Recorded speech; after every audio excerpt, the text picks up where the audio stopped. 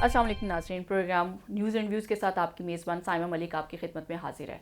नाज़रीन, जैसा कि आपको पता है कि कोरोना वायरस का जो बहरान है वो जहां पूरी दुनिया में एक संगीन नोयत इख्तियार कर चुका है, वहां अगर पाकिस्तान की सूरत हाल भी देखी जाए तो सूरत हाल कोई काफ़ी हद तक तसल्ली बख्श नहीं है, बल्कि डे बाई डे जो मामलात हैं वो संगीन सूरत इख्तियार करते जा रहे हैं।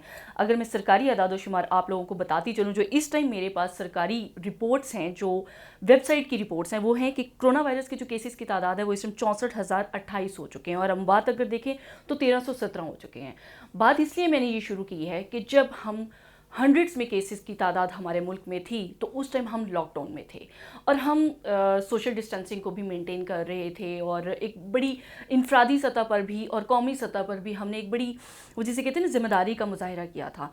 मगर हुआ क्या? हुआ ये कि हम एक ऐसी मईशत हैं जो लॉकडाउन को अफोर्ड ही नहीं कर सकते। प्राइम मिनिस्टर इमरान खान बार बार अपने हर खिताब में ये कहते रहे कि पाकिस्तान की जो मईशत है, हम लंबे अरसे तक लॉकडाउन में नहीं जा सकते, लिहाजा अवाम को हुकूमत का साथ देना होगा।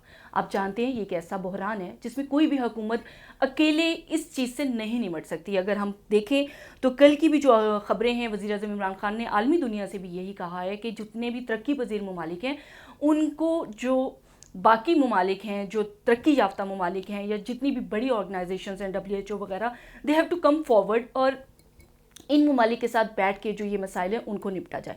बहुत सारी चीज़ें हैं जिनके ऊपर हमें मिल बैठ के सोचना होगा। अब हुआ क्या? हुआ ये कि हुकूमत ने मुल्की मईशत को मद्देनज़र रखते हुए जो लॉकडाउन में ईज़ आउट किया गया, जो आसानी की गई, जो नरमी की गई, वो भी हम आवाम की खातिर की गई। मगर हमने क्या उसमें अपनी ज़िम्मेदारी का मुजाहिरा किया? क्या हम दोबारा ऐसी सिचुएशन में जा रहे हैं कि दोबारा हुकूमत लॉकडाउन कर दे? इस सारी सूरत हाल के ऊपर बात करने के लिए आज स्टूडियो में मैंने दावत दी है हनीफ साबिर साहब को, जो कि सीनियर सहाफ़ी और तज्ज़ियाकार हैं, आप जानते हैं। अस्सलाम वालेकुम हनीफ साबिर साहब। सर, बहुत शुक्रिया कि आपने प्रोग्राम के लिए वक्त निकाला। वालेकुम सलाम, थैंक यू। सर, मैंने इंट्रो अभी आपके सामने दिया कि हम हंड्रेड्स में थे तो हम लॉकडाउन में थे, अब हम थाउजेंड्स में आ गए तो लॉकडाउन में नरमी है। बात यह है कि आप खुद भी इस बात को जानते हैं कि वज़ीर-ए-आज़म इमरान खान साहब बारहा कह चुके हैं कि हम एक ऐसी मईशत हैं जो लॉकडाउन में नहीं रह सकते, हम अफोर्ड ही नहीं कर सकते। अब मुझे एक बात बताएं, ज़िम्मेदारी का मुजाहिरा किसको करना चाहिए? हुकूमत तो अपनी तरफ से कोशिशें कर रही है, अवाम के ऊपर आप कितनी को ज़िम्मेदारी आयद करते हैं इस सारी सूरत हाल पे? बिस्मिल्लाहिर्रहमानिर्रहीम, बहुत शुक्रिया। असल में हम पिछले 3 माह की सूरत हाल को देखें तो हम 2 इंतहाओं के दरमियान फंसे हुए हैं। एक तरफ वो लोग हैं और वो मीडिया है और वो दानिश्वर कह लें आप उनको, या जो भी इस बात के हक़ में हैं कि कंप्लीट लॉकडाउन होना चाहिए, वो उसकी एक इंतहा पे हैं। सही।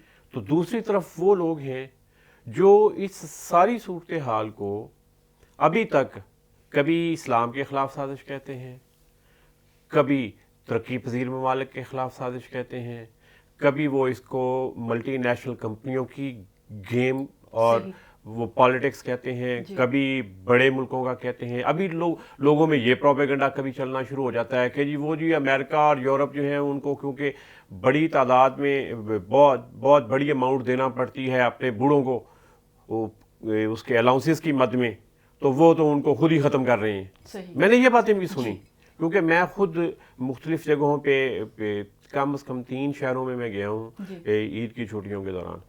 तो ये बातें अब आम लोग कर रहे हैं, और हमारे बहुत से तबकात हैं जो ये कहते हैं नहीं जी ये इसकी ज़रूरत ही नहीं है। अभी तक लोग ये कह रहे हैं कि नहीं जी हम तो बावजू रहते हैं और 5 वक्त नमाज पढ़ते हैं और दुआ करते हैं, तो हमारे ऊपर किसी तरह का कोई असर इन चीज़ों का नहीं हो सकता।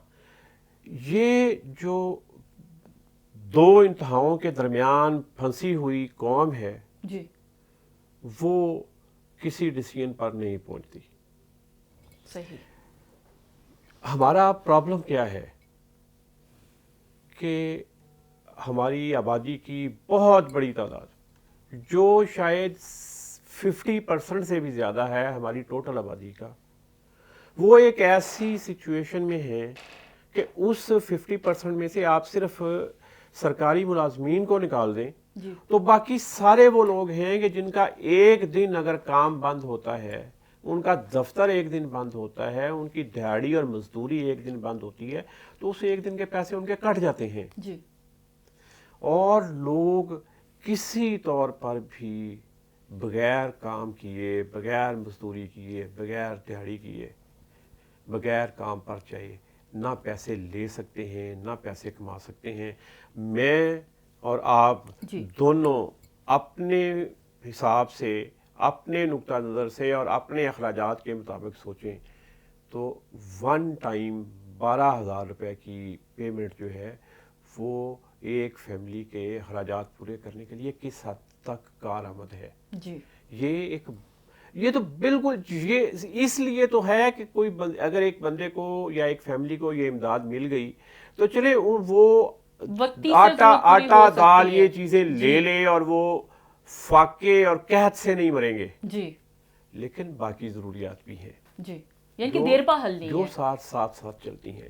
اچھا، بہت کامیابی کے ساتھ گورنمنٹ نے اس کو چلایا، True. لوگوں تک ڈسٹریبیوشن بہت اچھے انداز سے ہوئی، جی لیکن اس میں بہت سارے ایشوز بھی آ رہے ہیں۔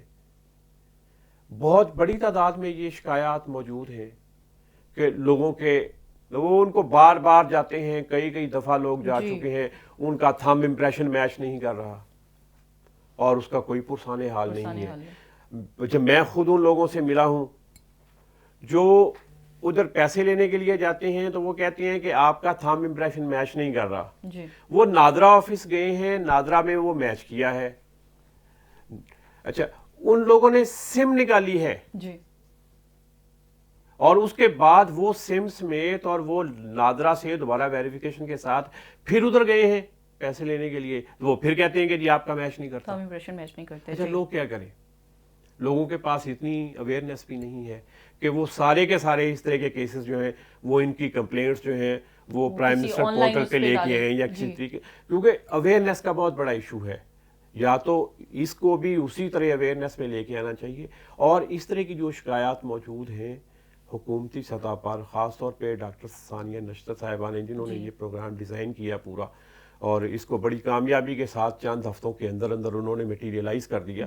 تو اس طرح کی جو شکایات ہیں ان کا بھی ان کو نوٹس لینا چاہیے اور اس کا کوئی نہ کوئی حل نکالنا چاہیے، تاکہ وہ لوگ جو اس سے حقدار ہیں لیکن محروم رہ گئے ہیں وہ بھی اس کو یہ امداد لے سکیں اور اپنی مشکلات کو کچھ کم کر سکیں۔ جی لیکن اب بات آ گئی نا سر، آپ نے کہہ دیا کہ حکومتی سطح پر تو اقدامات ہو رہی ہیں، لیکن اگر ہم خدا نہ خواستہ پھر جو ایک دفعہ باتیں چل رہی ہیں، آپ بھی سن رہے ہوں گے کہ جی اگر کیسز کی تعداد اسی طریقے سے بڑھتی جا رہی ہے اور سر اگر خدا نہ خواستہ ہمیں دوبارہ لاک ڈاؤن کی طرف جانا پڑ گیا تو کیا پھر حکومت میں اتنی سخت پھر بھی ہے کہ دوبارہ ہم اس پورے ایک کچھ بلینز کا ایک ریلیف پیکج پھر ایک اناؤنس کریں؟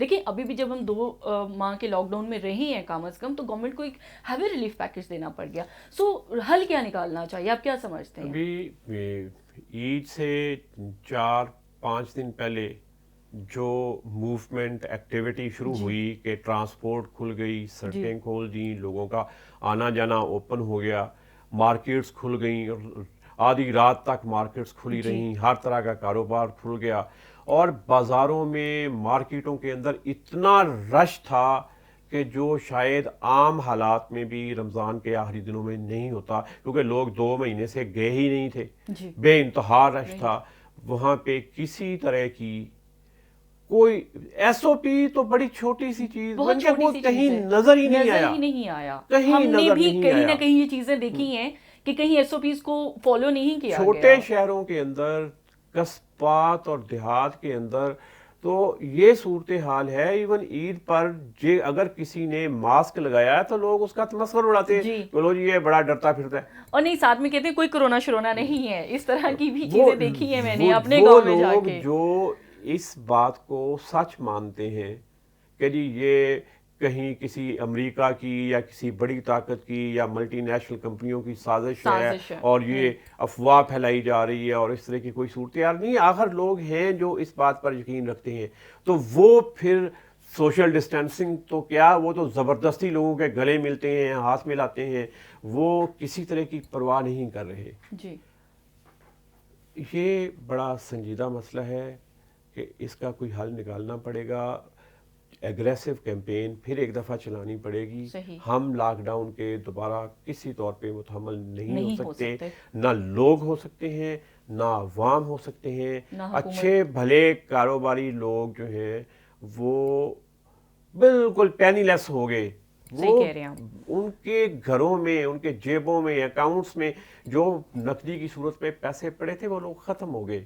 اب لوگوں کے پاس یہ سخت نہیں ہے کہ دوبارہ لاک ڈاؤن کی طرف جائیں. ہمیں وہی جو آپ اس کو احتیاطی تدابیر کہیں یا سمارٹ لاک ڈاؤن کہیں یا جو بھی کہیں، اس طرف جانا پڑے گا. میرا خیال ہے کہ پچھلے 10 دن کے اندر جتنی ایکٹیویٹی ہے اس کو حکومت کلوزلی آبزرو کر رہی ہے.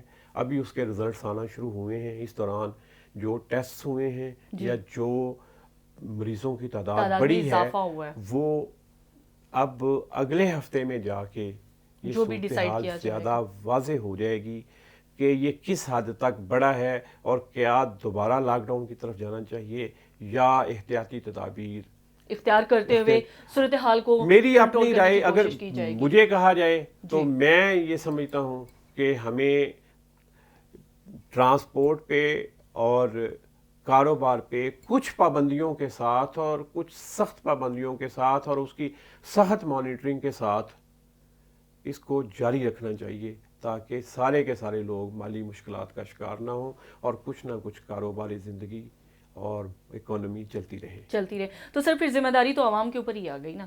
ذمہ داری تو عوام پہ ہی آئے گی. عوام پہ ہی ہے. ہمیں اس ذمہ داری کا مظاہرہ کرنا ہے. اس کے بغیر گزارا نہیں ہے. اور اگر ہم اس ذمہ داری کا مظاہرہ نہیں کریں گے تو اپنے ساتھ ساتھ ہم حکومت وقت کو بھی مشکل میں ڈالیں گے. اور آپ دیکھیں کہ کل پرائم منسٹر عمران خان نے بھی کہا کہ خطرہ ہمارے اندازوں سے بھی زیادہ ہے. عالمی جو دنیا ہے وہ اگر یہ بات اپنی جگہ پہ درست ہے کہ ہمارے یہاں پہ مریضوں کی تعداد، ہمارے یہاں پہ اموات کی تعداد اور ہمارے یہاں پہ سیریس پیشنٹس کی تعداد باقی دنیا کے مقابلے میں بہت کم ہے. جی آپ ابھی اندازہ کریں کہ ہمارے ہمسائے انڈیا میں اس طرف میں آتی وہاں تو صورتحال بہت زیادہ ہے. جو اموات کی تعداد ہے وہ چائنا سے بڑھ گئی ہے. جی حالانکہ انہوں نے شروع کے کئی ہفتے بہت سخت لاک ڈاؤن رکھا، شہروں کے اندر آلموسٹ کرفیو کی صورتحال رکھی. اس کے باوجود وہاں پہ پھیلاؤ زیادہ ہے.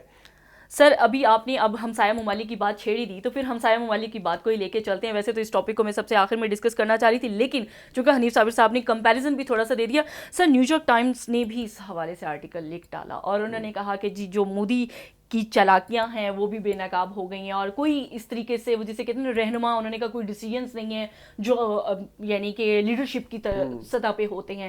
پلس انہوں نے کہا اور ساتھ میں جو اسلامو فوبیا کو ٹارگٹ بہت زیادہ کر کے کہا گیا کہ یہ مسلمانوں کی وجہ سے پھیلا ہے، بہت طرف سے تنقید کا سامنا کیا گیا. اور یہ بھی کہا گیا کہ یہ جو LAC کا جو واقعہ ہے، جو لداخ کا ایشو ہے، یعنی کہ اس طرح کی جتنی بھی حرکتیں ہمارا ہمسایہ ملک کر رہا ہے چائنا کے ساتھ بھی، تو اپنی اندرونی ناکامیوں کو چھپانے کے لیے کر رہا ہے. آپ کس طرح سے؟ ایک تو بڑی بدقسمتی ہے یہ اور انتہائی قابل افسوس ہے کہ لاک ڈاؤن کی صورتحال کو اور وبا کی اس صورتحال کو بھارتی حکومت نے، مودی سرکار نے مسلمانوں کے خلاف ایک ہتھیار کے طور پہ استعمال کیا. یہ بہت ہی قابل افسوس ہے.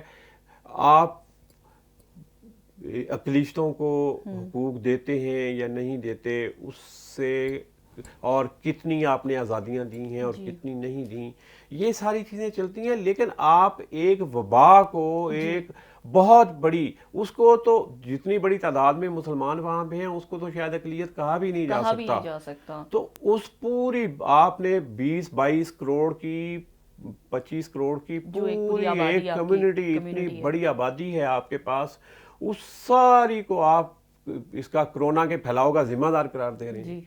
بھئی آپ یہ سوچیں، یہ یورپ کے اندر اور امریکہ کے اندر اور باقی ملکوں کے اندر جو کرونا پھیلا ہے، یا آپ کے جو ہندو اکثریت کے یا دیگر جو مذہبی اقلیتیں ہیں ان کے علاقوں کے اندر جو کرونا پھیلا ہے وہ مسلمانوں کی وجہ سے پھیلا ہے. آپ کشمیر کے اندر اور باقی مسلمان ان کے ایک ایسی صورتحال آپ نے کی تعداد ہی ہم دیکھ لیں تو کتنی بڑی تعداد میں وہاں اس ٹائم وائرس پھیلا ہوا ہے، تو پھر خدا نہ خواستہ وہ وہاں پر مسلمانوں کی وجہ سے مسلمان تو اس کے ذمہ دار نہیں ہیں. لیکن انڈین گورنمنٹ نے اس کو مسلمانوں کے خلاف بطور ہتھیار استعمال کیا. خاص طور پہ مقبوضہ کشمیر میں انہوں نے اس کو بہت بڑے ہتھیار کے طور پہ استعمال کیا اور اتنا ظلم یعنی کہ وہاں پہ تو جس کو انسانی زندگی کہتے ہیں وہ لوگ جس طرح گزارا کر رہے ہیں یا جس طرح ایک زندگی گزار رہے ہیں اس کو شاید انسانی زندگی کہا ہی نہیں جا سکتا. ان کا دوسرا سال آ گیا. پچھلے ایک ایسا خطہ، ایک ایسی ریاست جس کی ساری معیشت کا انحصار دو چیزوں پہ تھا، ایک سیاحت پہ، ٹورزم پہ، اور دوسرا باغات کے پھلوں کی آمدنی پہ. صحیح. پچھلا پورا سیزن ان کا گیا جی. اور ٹورزم تو ان کی ویسے ٹورزم بھی ختم ہو گئی، اور ان کی سیب اور جو باقی فصلیں ہیں باغات کی، وہ پورا سیزن پچھلا گیا. اب پھر یہ فصلیں تیار ہو رہی ہیں، یہ بھی سارے کا سارا جا رہا ہے. تو جن لوگوں کو پچھلے پورے سال میں کوئی زرعی آمدنی نہیں ہوئی، جن کا گزارا ہی اسی پہ تھا، اور ابھی دوسرا سال پھر آ گیا، وہ کس سطح پہ اور کس معاشی بدحالی میں وہ زندگی گزار رہے ہوں گے، یہ شاید باقی دنیا تصور بھی نہیں کر سکتی. اور سر وہ نیو یارک ٹائمز نے بھی لکھا ہے کہ وہاں پر جو لوگ ہیں وہ صرف یہی کہہ رہے ہیں کہ انہیں حکومت پہ کوئی ٹرسٹ نہیں ہے. وہ کہہ رہے ہیں کہ بس اللہ ہی جو ہے وہ ہمارا پرسان حال ہے، گورنمنٹ کہیں انہیں نظر نہیں آ رہی. سر پرائم منسٹر عمران خان نے بھی یہ بات کی. اس کے علاوہ آپ دیکھ رہے ہیں کہ ہمارا جو ہمسایہ ہے پاکستان کے ساتھ تو اس کی نوک جھوک جو ہے وہ ہر وقت اس نے وتیرہ بنایا ہوا. اب نیپال کے ساتھ اس کا ایشو بن گیا، چائنا کے ساتھ لداخ کے اوپر جو ہے اس کے معاملات جو ہیں وہ کافی سویر صورت اختیار کر رہے ہیں. مودی سرکار ہمسایوں کے لیے خطرہ بن گئی، اور ہماری سطح پر، پاکستان کی سطح پر ہمیشہ اس بات کو ریز بھی کیا گیا ہے. اس ساری صورتحال کو کیسے؟ یہ جو ہے line of actual control LAC جو ہے، یہ جس طرح پاکستان اور انڈیا کے درمیان یا کشمیر اور انڈیا کے درمیان ایک لائن آف کنٹرول ہے جس کو ہم LOC کہتے ہیں، جو چائنا کے ساتھ ہے، اسی طرح کا ڈسپیوٹڈ بارڈر جو ہے اس کو لائن آف ایکچوئل کنٹرول وہ کہتے ہیں LAC. اس کے 4 مقامات پر یہ کشیدگی موجود ہے. اس کشیدگی کی وجہ کیا ہے کہ انڈیا نے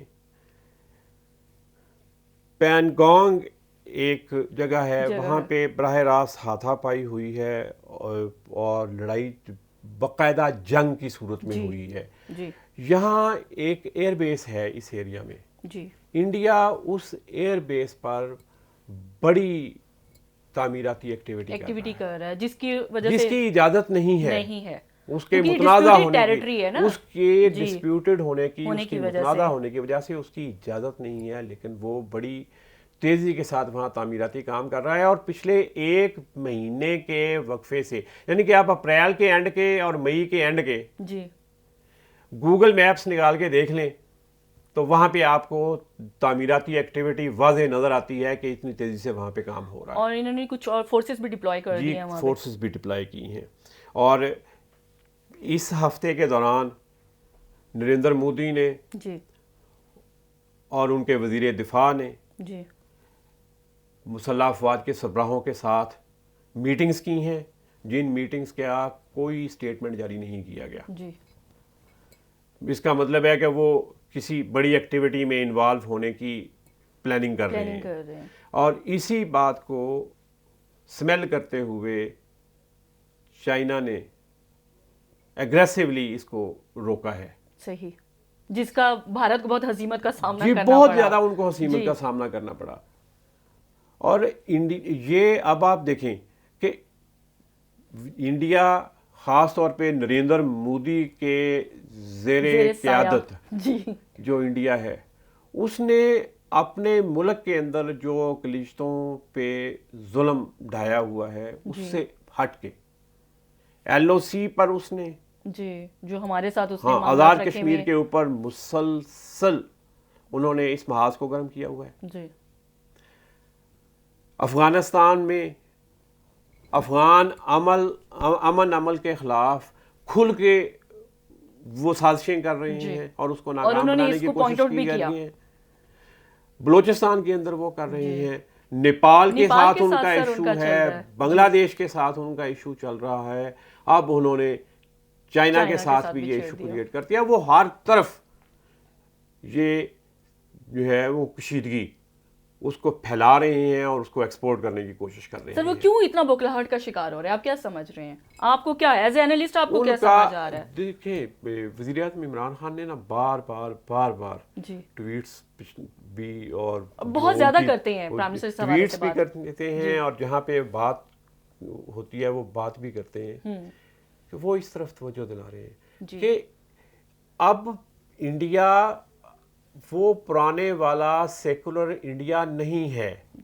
وہ ایک امپریشن تھا انڈیا کے بارے میں سیکولر انڈیا کا، وہ سیکولر انڈیا اب نہیں رہا. جس کی بیس کے اوپر وہ کہتے تھے ایکسٹریم ہندوازم ہے وہاں پہ، آر ایس ایس یہی چیز ہے. وہ کہتے ہیں کہ یہ اکھنڈ بھارت ہے، یہ ہندوستان ہے، ہندوؤں کا ملک ہے اور یہاں پہ ہندوؤں کے علاوہ کوئی دوسرا نہیں رہ سکتا. اور اسی کی بنیاد پہ وہ مسلمانوں کے خلاف انہوں نے وہ ساری صورتحال پیدا کی ہوئی ہے. وہ ہر جگہ پہ اس کو ڈسٹرب کر رہے ہیں. وہ جب نریندر مودی نے جب پہلا الیکشن جیتا تو وہ دیکھیں انہوں نے جو ریاست گجرات میں مسلمانوں کے خلاف ایک مسلسل کارروائی کی اور وہاں پہ مسلمانوں کی زندگی تنگ کی، وہ ان کا وہ جو نظریہ تھا اس کو انہوں نے پورے ملک میں لگا دیا. ہندوؤں نے اس کو ایکسیپٹ کیا، ان کو شے ملی، وہ وزیر اعظم بنا، اس نے اس کو باقی انڈیا پہ بھی کیا. اور اب جب وہ ایبسولوٹ میجورٹی کے ساتھ دوسرا الیکشن جیتا ہے اور اب وہاں پہ کوئی بڑی اپوزیشن پارٹی ہی موجود نہیں ہے، 52-53 سیٹوں کے ساتھ کانگریس دوسری بڑی پارٹی ہے اور اتنی بڑی پارلیمنٹ میں 50-52 سیٹوں کی کوئی اہمیت ہی نہیں ہے. تو وہ جب ایک ایسی ہے کہ وہ ایبسولوٹ سے بھی زیادہ بڑی میجورٹی کے ساتھ بیٹھے ہیں تو وہ یہ سمجھتے ہیں کہ ہم مسلمانوں کے خلاف اگر یہ سلسلہ جاری رکھیں گے اور ہمسایوں کے ساتھ اس ایگریشن کو جاری رکھیں گے تو وہ شاید اپنی ہندو پاپولیشن کو زیادہ اٹریکٹ کریں گے اور ان کو اپنے حق میں لے کے آئیں گے.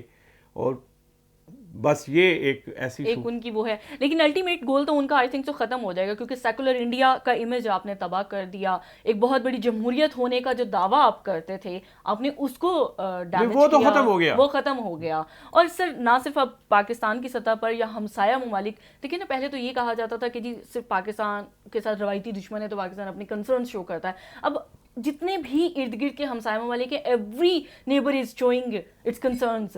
نیپال نے اپنے کنسرنس کر دیے، چین اپنی جگہ پر اب بھارت کو جو ہے وہ صحیح ٹکانے کے اس میں آیا ہے اور وہی بہت انہوں نے کیا ہے. آئی تھنک سو نیبرز کو سوچنا چاہیے کہ اس خطے میں جو ہے اور وہ جو ایک اجارہ داری قائم کرنا چاہ رہا تھا وہ آپ کو کیا لگ رہا ہے کہ اب کافی حد تک ختم ہو جائے گا وہ امپریشن؟ اجارہ داری کو تو وہ بھول جائیں، اجارہ داری وہ قائم نہیں کر سکتا. وہ اپنے لوگوں کو ہندوازم کا جو ایک مائنڈ سیٹ ہے وہاں پہ ڈومینیشن کا، اس کو وہ ایلیور اور اٹریکٹ کر رہے ہیں اینڈ نتھنگ ایلس. اور اسی میں وہ اتنا آگے جا رہے ہیں کہ انہوں نے اپنے تمام ہمسایوں کے ساتھ اپنے محاذ گرم کر لیے. اب نیپال جیسا چھوٹا سا ملک جو ہے جہاں عملی طور پہ کوئی سرحد ہی نہیں تھی اور لوگوں کا آنا جانا آر پار بالکل معمول کی بات تھی، وہاں پہ آپ ان کے علاقے پر قبضہ کر کے اس کے اندر سڑکیں بنا رہے ہیں اور ان کے اندر تعمیرات کر رہے ہیں اور ان کو ان کی زمینوں سے اور ان کے جغرافیے سے محروم کر رہے ہیں. یعنی کہ یہ ایک ایکسپینشنزم کا ایک مائنڈ سیٹ ہے ان کا جس پر وہ عمل پیرا ہیں. لیکن یہ ایکسپینشنزم کا عمل جو ہے آج کی دنیا میں نہیں چلے گا. یہ ایک وقت ہوتا تھا سر جب آپ کہتے تھے کہ فتوحات کی جائیں اور ایکسپینڈ کیا جائے اپنی ٹیریٹری کو. اب چیزیں کہیں اور چلی گئی ہیں. وہ ایک دور تھا، وہ گزر گیا. اب دیکھیں پچھلے 50 سال کے دوران کوئی ایک ملک بھی کسی دوسرے ملک کی جغرافیائی حدود پر قبضہ نہیں کر سکتا. یہ اقوام متحدہ کے وجود میں آنے کے بعد باقی کچھ ہوا ہو یا نہ ہوا ہو، لیکن قوموں کی ایک برادری، قوموں کی ایک پارلیمنٹ ایسی وجود میں آئی ہے کہ جہاں کسی چھوٹے ملک کو یا کسی ایک ملک کو دوسرے ملک سے خطرہ ہوتا ہے وہ وہاں پہ جاتے ہیں، بیٹھتے ہیں، بات کرتے ہیں، طاقتور اور بڑے ملک پریشر لے کے آتے ہیں. اور اب پاکستان انڈیا کے درمیان بھی دیکھ لیں نا، چاہے 65 کی جنگ ہے چاہے 71 کی جنگ ہے، ایک دوسرے کے مفتوحہ علاقے ہمیں واپس کرنا پڑے، اور جو اصل ایکچوئل پوزیشن تھی اسی پہ جانا پڑا. ان کو بھی جانا پڑا، ہمیں بھی جانا پڑا، اور یہ باقی ملکوں میں بھی اسی طرح ہوا. اس پہ امریکہ ادھر گیا گلف میں، مڈل ایسٹ میں، عراق کے ساتھ جو ہوا ادھر 90s میں، اس کے بعد آپ دیکھ لیں فوجیں گئیں، افغان وار ہے، ویتنام ہے، امریکہ کو بھی الٹیمیٹلی اپنی فوجیں واپس بلانا پڑی. وہ افغانستان سے بھی واپس گئے ہیں، وہ ویتنام سے بھی واپس گئے تھے، وہ عراق سے بھی نکل رہے ہیں، باقی جگہوں سے بھی. کیونکہ اب وہ دور نہیں رہا جب آپ طاقت کی بنیاد پہ، جب آپ فوجوں کی بنیاد پہ دوسرے ملکوں پر قبضہ کر لیں اور چھوٹی قوموں کو اپنا محکوم بنا لیں. اب محکوم بنانے کے اور طریقے ہیں، آپ معاشی محکومی ہے. اور سر کرونا نے تو اوور آل پوری دنیا کا پیٹرن ہی اب چینج کر دیا. اب اس کے بعد دیکھیں گے کہ دنیا جو ہے وہ کس نہج پہ جا کے بیٹھی ہے، جو کہ آپ اور میں اکثر اس بات کو ڈسکس کرتے ہیں. یہاں وقت ہوا ایک چھوٹی سی بریک کا، دوبارہ حاضر ہوتے ہیں.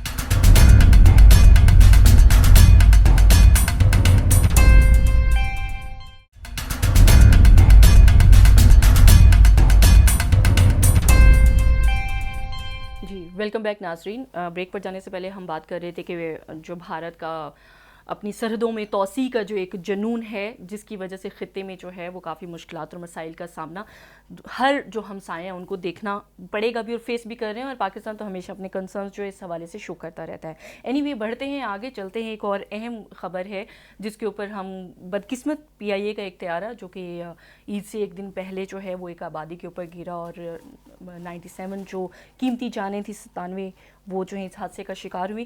کل وزیر اعظم صاحب نے ایک بڑی اہم جو ہے اس حوالے سے اعلان کیا. انہوں نے کہا کہ یہ جو طیارے کی تحقیقاتی رپورٹ ہے یہ 22 جون کو پبلک کی جائے گی اور پارلیمنٹ کے سامنے لائی جائے گی.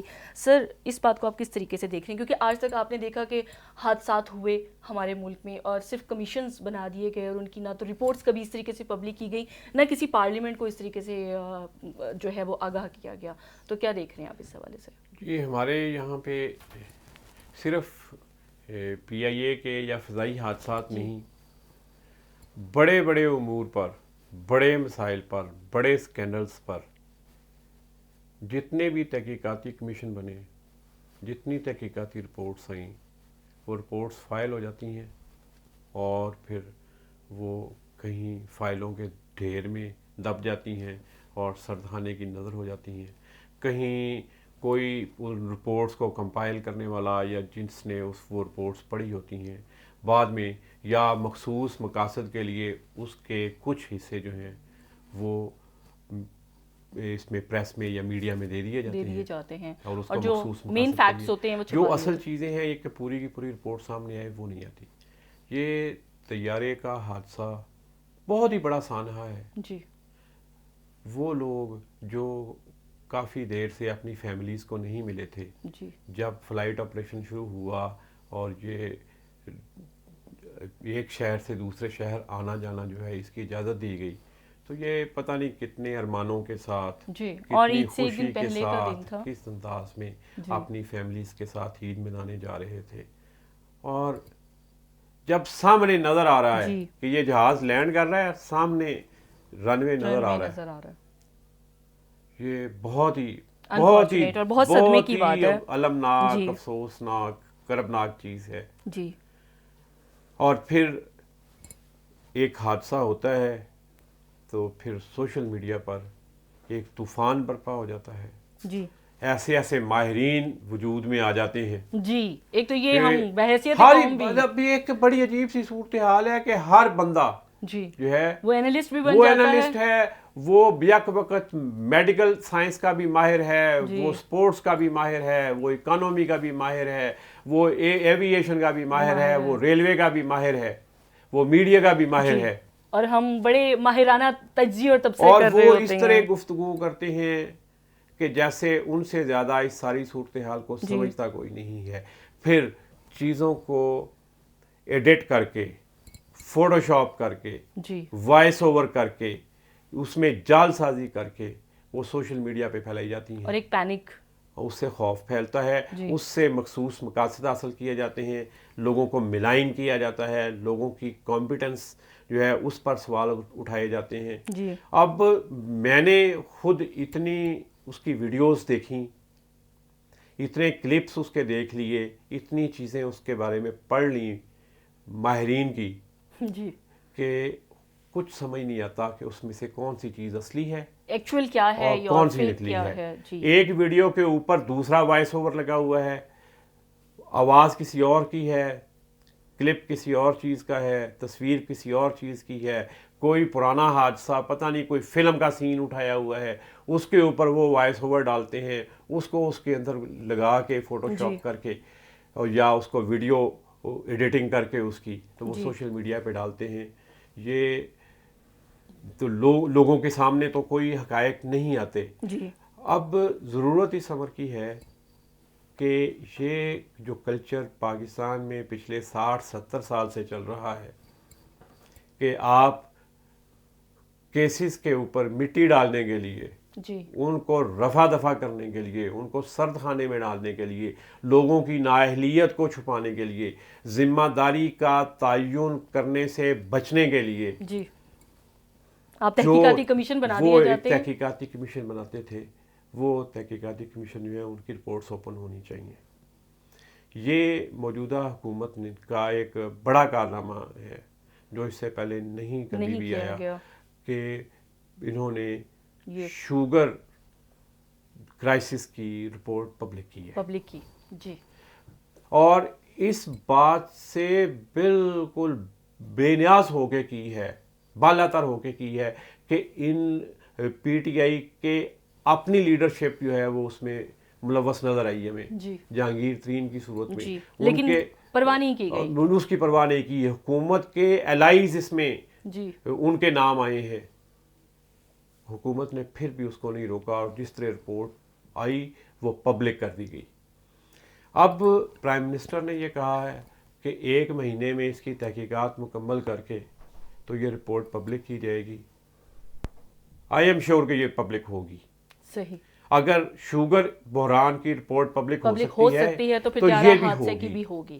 اور میں یہ سمجھتا ہوں کہ جو پچھلے 10-12 بہت بڑے فضائی حادثات ہمارے یہاں پہ ہوئے ہیں، ان کی جو انکوائری رپورٹس آئی تھیں وہ بھی پبلک ہونی چاہیے، تاکہ ذمہ داران کا تعین کیا جائے، پتہ تو چلے کہ اس میں اگر فنی خرابی تھی تو وہ اس فلائٹ کو کلیئر کرنے والے ٹیکنیکل ڈپارٹمنٹ کا مسئلہ تھا، یا اس فضائی کمپنی کا ایشو تھا جس کے وہ طیارے تھے، اور اس کے سافٹ ویئر میں، اس کے سسٹم کے اندر میں کوئی خرابی آئی تھی جس کی وجہ سے وہ کوئی حادثہ ہوا، یا کوئی سازش تھی، یا واٹ ایور، وہ سامنے تو آنا چاہیے، جو ریسپانسیبلز ہیں ان کا نام سامنے آنا چاہیے۔ اسی طرح اس میں بھی اب دیکھیں، کوئی ایک کہہ رہا ہے کہ جی وہ پائلٹ ملوث ہے، دوسرا کہہ رہا ہے جی پائلٹ ملوث نہیں ہے، وہ طیارہ ہی ٹھیک نہیں تھا، وہ کہہ رہے ہیں کہ جی طیارہ بالکل ٹھیک تھا، اس کے انجن ٹھیک حالت میں تھے،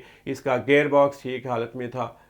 تو یہ جب حادثہ اس طرح کا ہوتا ہے تو جو فضائی کمپنی جس کا وہ طیارہ ہوتا ہے اس کے اوپر بھی بہت بڑا سوالیہ نشان آ جاتا ہے، اور بعض اوقات یہاں تک ہوتا ہے کہ ایک طیارے کے حادثے میں جب وہ جہاز بنانے والی کمپنی اس نتیجے پہ پہنچتی ہے کہ یہ ہمارے سسٹم کا یا سافٹ ویئر کا کوئی پرابلم ہے، تو وہ پوری دنیا میں وہ کہہ دیتے ہیں کہ یہ جہاز گراؤنڈ کر دیں، اور وہ اس خرابی کو ریموو کرتے ہیں، اس کا کوئی حل نکالتے ہیں، اس کے بعد پھر وہ جہاز دوبارہ استعمال میں آتے ہیں۔ کیونکہ فضائی حادثہ جو ہے یہ اس لیے سب سے زیادہ خوفناک ہوتا ہے کہ اس میں پھر بچنے کا چانس نہیں ہوتا،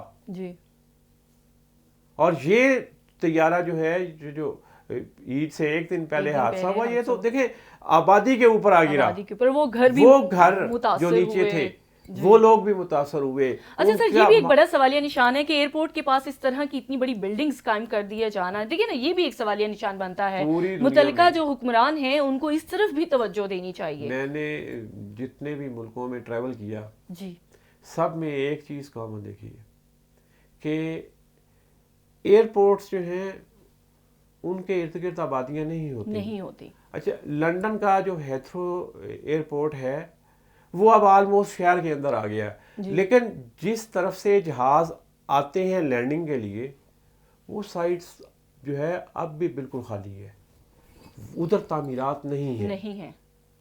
ہمارے یہاں پہ ایک عجیب صورتحال ہے. ابھی آپ آخری ایئرپورٹ جو پاکستان کے اندر بنا ہے اسلام آباد انٹرنیشنل ایئرپورٹ, جی عملی طور پہ یہ اسلام آباد شہر سے کوئی 20 کلومیٹر باہر ہے جی, لیکن اس کے ارد گرد بھی سر اب بہت بڑی سوسائٹیز بننے لگی ہیں. اس ایئرپورٹ کا اوپن ہونا تھا جی کہ اب ہر طرف وہاں پہ ہاؤسنگ سوسائٹیاں اگنا شروع ہو گئی ہیں, مشرومز. ہاں وہ اتنی تیزی کے ساتھ وہاں پہ ڈیولپمنٹ ورک چل رہا ہے کہ یہ اگلے محلے 10 سال کے اندر اسلام آباد انٹرنیشنل ایئرپورٹ جو ہے یہ ہر طرف سے آبادی کے اندر ہوگا. ہمیں اس طرف توجہ دینی چاہیے کہ شہروں کے ساتھ جو بڑے ایئرپورٹس ہیں یا ایون چھوٹے ایئرپورٹس ہیں وہاں پہ تعمیرات کے جو انٹرنیشنل سٹینڈرڈز ہیں کہ کتنے فاصلے تک تعمیرات نہیں ہونی چاہیے ان کو یہاں فالو کیا جانا چاہیے.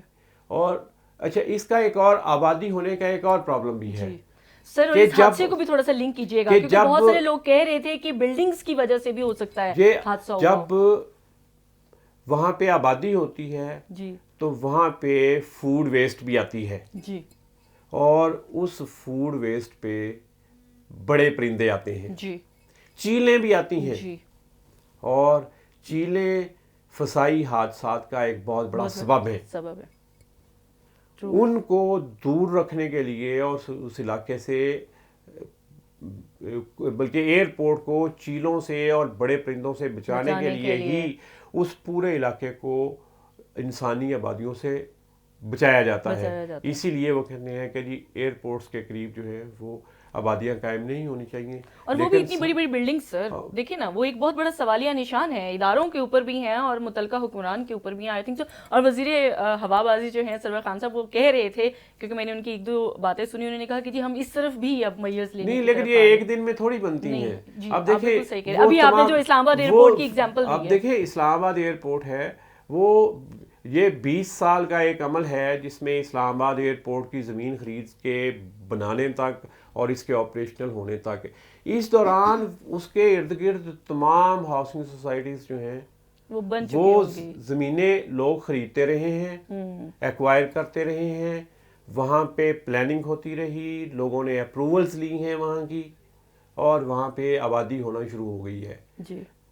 یہ ہمیں اس کے لیے کوئی بڑے پاورفل قسم کے پروسیجرز بنانے پڑیں گے اور اس پر امپلیمنٹ کرنا پڑے گا کہ ایئرپورٹس کے ساتھ اس طرح کی آبادیاں ڈیولپ نہ ہوں. آخر وہ ہمارے ڈیولپمنٹ کے ادارے ہیں, ہمارے شہری ادارے ہیں جو وہاں پہ ان ہاؤسنگ سوسائٹیوں کی اجازت دیتے ہیں, وہاں کے بلڈنگ پلانز منظور کرتے ہیں, ان کے نقشے منظور ہوتے ہیں, ڈیفینیٹلی این او سیز لیے جاتے ہیں, سارا کچھ ہوتا ہے. تو اس طرف توجہ دی جانی چاہیے. بہت شکریہ حنیف صابر صاحب کہ آپ نے پروگرام کے لیے وقت نکالا. اور حنیف صابر صاحب نے ایک بہت اہم پوائنٹ ریز کیا, اور وہ یہ کہ جتنے بھی بڑے اہم نیشنل یا انٹرنیشنل نوعیت کے جو ایئرپورٹس ہیں ان کے ارد گرد اس طرح کی جو تعمیرات ہیں اس کے اوپر نوٹس لینا چاہیے اور اس طرح کی تعمیرات کی اجازت نہیں دی جانی چاہیے. اور جہاں تک بات ہے کہ اس طرح کے جو حادثات ہیں ان کے بارے میں جب کمیشنز بنائے جاتے ہیں تو وہ کمیشن نام برائے نام کے طور پر نہیں بنائے جانے چاہیے. ان کی جو بھی تحقیقاتی رپورٹس ہیں وہ عوام کے سامنے لائی جانی چاہیے تاکہ یہ پتہ چل سکے کہ کون جو ہیں وہ اصل ذمہ داران ہیں اور جو رسپانسبلٹی ہے وہ فکس کی جانی چاہیے. امید کرتے ہیں کہ آپ کو ہمارا آج کا پروگرام پسند آیا ہوگا. آج کے پروگرام تک کے لیے اتنا ہی. اللہ حافظ.